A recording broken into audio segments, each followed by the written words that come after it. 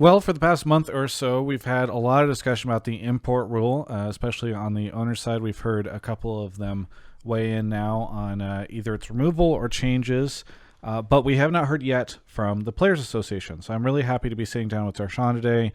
Of course, this coverage brought to you by Alienware to talk about how things are going from the players' perspective. So first off, Darshan, I mean, I think a lot of people have wondered why it is that the Players Association has been quiet for the better part of this past month. And so I'm kind of curious, why the silence and why now are we getting a chance to talk? Yeah, great question, Travis. And I think that's a completely reasonable question to ask. I think I did an interview with you a few months ago, and I said that, I was really looking forward to all of the changes. And I think just being completely honest, like the PA was still trying to figure out a lot of the board members and who the executive director would be. And so I didn't feel it would be, or we didn't feel it would be responsible to make a statement on the public or, like kind of do all of these things when we haven't even figured out who's going to be helping run the thing. And so I think we haven't figured out all the pieces yet, but I think we've definitely got some great potential board members, and we have a executive director candidate who I think would be great. So assuming all of that finalizes and goes through, I think we are on a much better track to be going forward. And I think as time goes on, we'll be more and more responsive and things will be better, right? I never put the responsibility on myself or any other player to do a full-time job of running the Players Association, right? That is why Riot helped fund it before. That is why there's people in place to help run the things. The players give their opinion. The players say what they want to be changed, and other people basically run the Players Association. So it sounds like you were just missing like the staff essentially to be able to get this going. Okay. And I mean, for those that did not watch our original interview and are watching this now, months later, there was previously an executive who ran this, which was Hal Biagas. He is no longer at the Players Association or working with them. So now you guys are searching for somebody, and that you guys kind of have been caught in this unusual set of circumstances, I guess, where this blew up. Meanwhile, you guys didn't have somebody who could really talk about it that wasn't a player. Exactly. Okay. So now you are, but you still don't have that person, and yet you're still doing the interview with me. So I guess the question is, like, circumstances haven't changed from maybe like 2-3 weeks ago. What has made you feel more comfortable having this conversation and talking about the issue publicly now?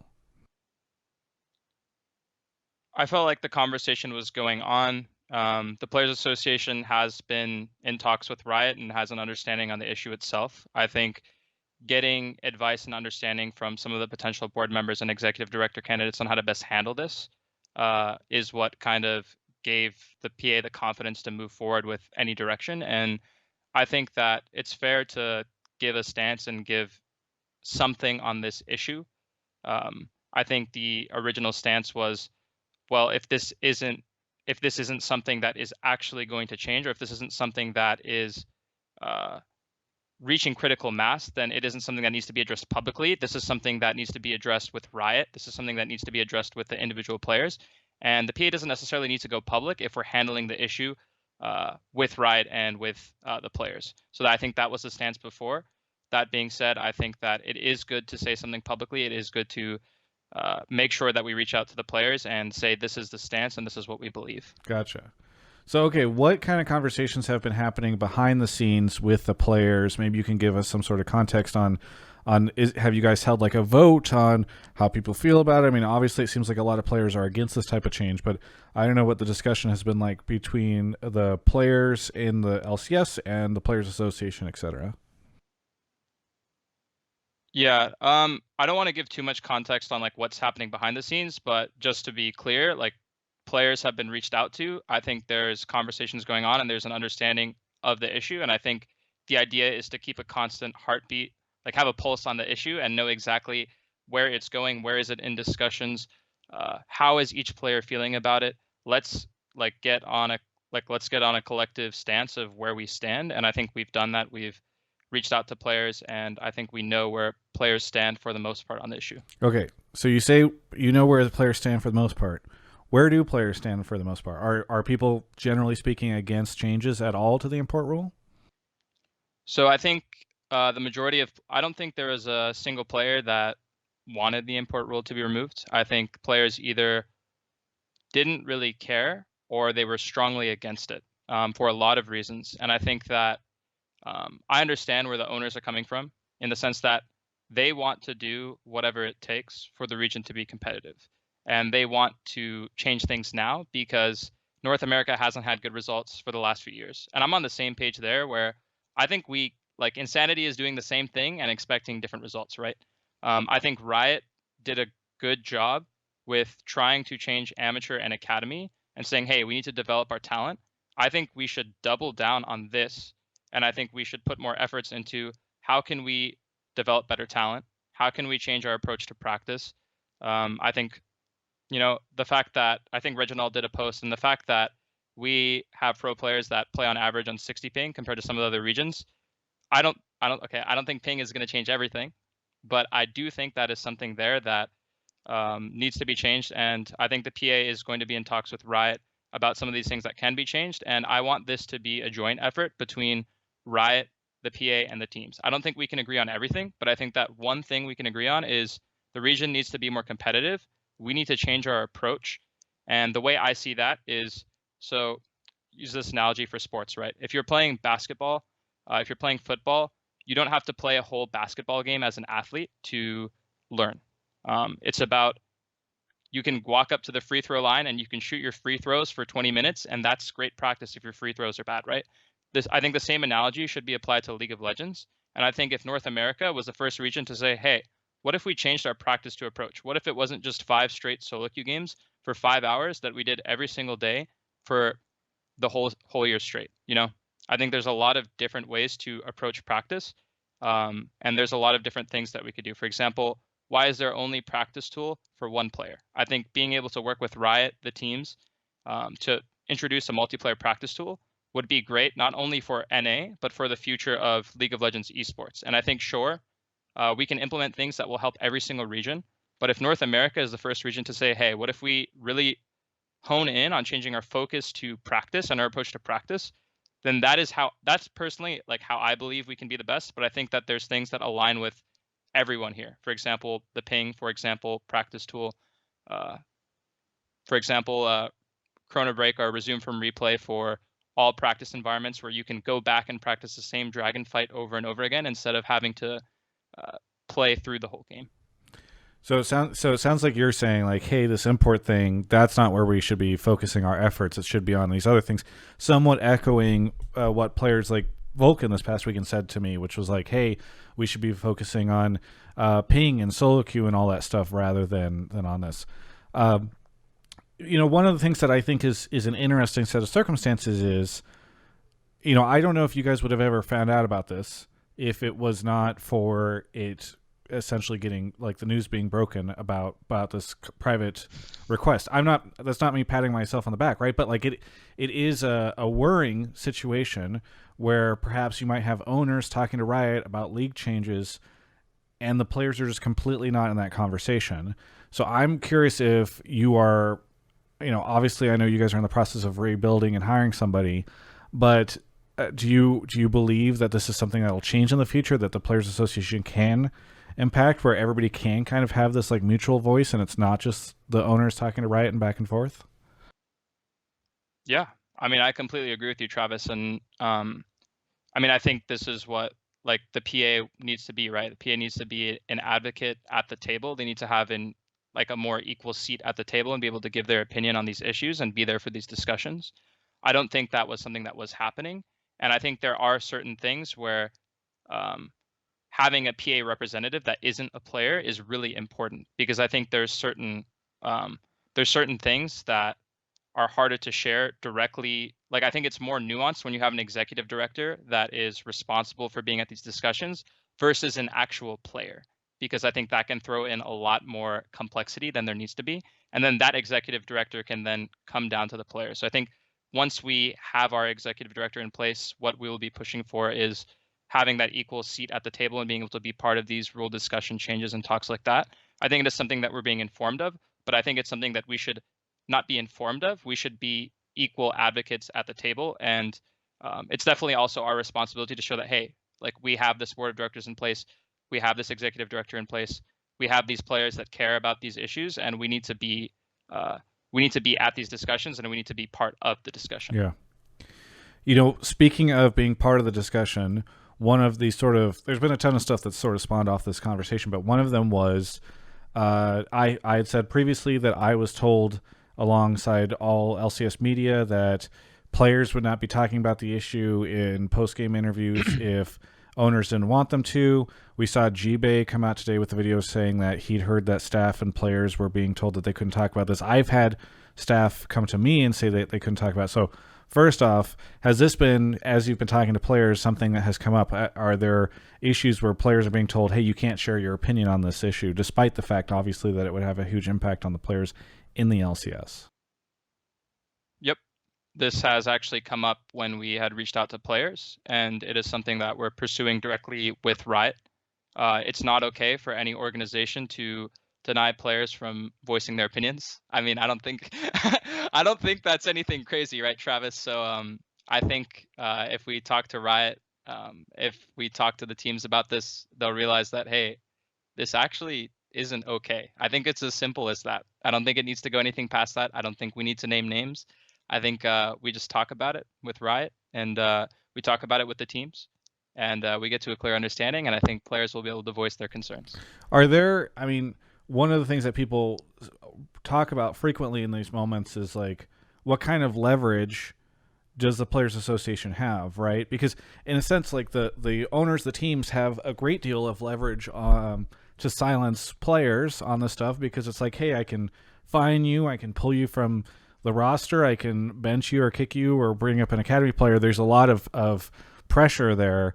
How will the Players Association, you mentioned talking to Riot, do you think that Riot is going to be the lever or the mechanism by which you guys can talk to them they can then go to the teams and basically say, like, hey, you have to let these guys talk about this type of stuff?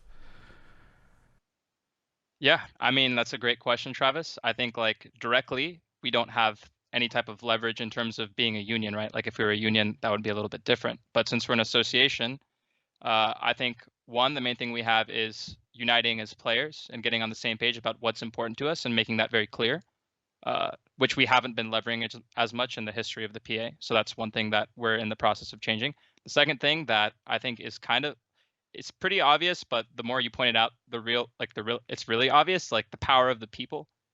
I think, like, Reginald said that one thing about McDonald's, or like, he didn't even say McDonald's. Minimum, right? yeah. Yeah, he said minimum wage. I don't even look at social media that much, but every time I do, there's just like some joke about like McDonald's. Like, I think Reddit, like the one time I opened it, just like League of McDonald's. Like, people are on the same page with the players here, and I think that the community, they really care about these issues and players' rights. And so I think anytime that we're really open and honest about the community about, like, hey, this is really important to us, and we think this should change, I think the community will be on our side. So I think that is one great leverage tool that we hadn't really been utilizing. And I think it's not about being deceitful or anything like that. It's just like being honest, because I think a lot of times when things are unbalanced or unfair for players, just being public about it in just like a very honest way is something that'll help things get sorted out. I mean, that's kind of the catch-22 in this situation, right? Is like, to your point, the community and the fans are one way in which you guys have leverage in some way over the organizations, because people are more likely to perhaps pick the side of Vulcan than the side of Reggie, especially whenever fans are think Reggie's in the wrong. It's just a tough situation where it's hard for you to leverage that if the owners and the teams are telling teams or players specifically, like, hey, you can't talk about this stuff. So I think that's the interesting thing, is it just becomes kind of this catch-22. Now, I did want to ask you, and I don't know if you can go into it, but you said that the Players Association has been in talks with Riot about this stuff. Are you comfortable at this time saying anything about what these conversations have been, or if Riot's indicated one way or the other, if they want to remove the import rule, if it's a consideration for them? I don't know what you can say about what those conversations have looked like. I mean, as much as I'd love to talk about these things openly and honestly, I don't think that's something that I can share right now, but hopefully in the future I can. I mean, my take on like talking about these issues is I don't think there's any point to like hide anything or like say things. say things unless I literally can't. So if I could say anything about it, honestly, I would, but I think at this point I can't speak on what the talks with Riot have been. I think what I can say is just the Players Association and myself also just want the best for players. We also want the best for the league, and we don't right now think that the import rule is the way to do that. I think focusing on the competitiveness, focusing on, we just this year started focusing more on the development talent pipeline, and you're seeing amateur teams beat academy teams. Of course, like some of them are former academy LCS players, but that being said, I think that there is more talent that can be developed. I do think that there are a lot of ways we can develop this talent, and I think it's all about focusing on how can we change that approach. Very good.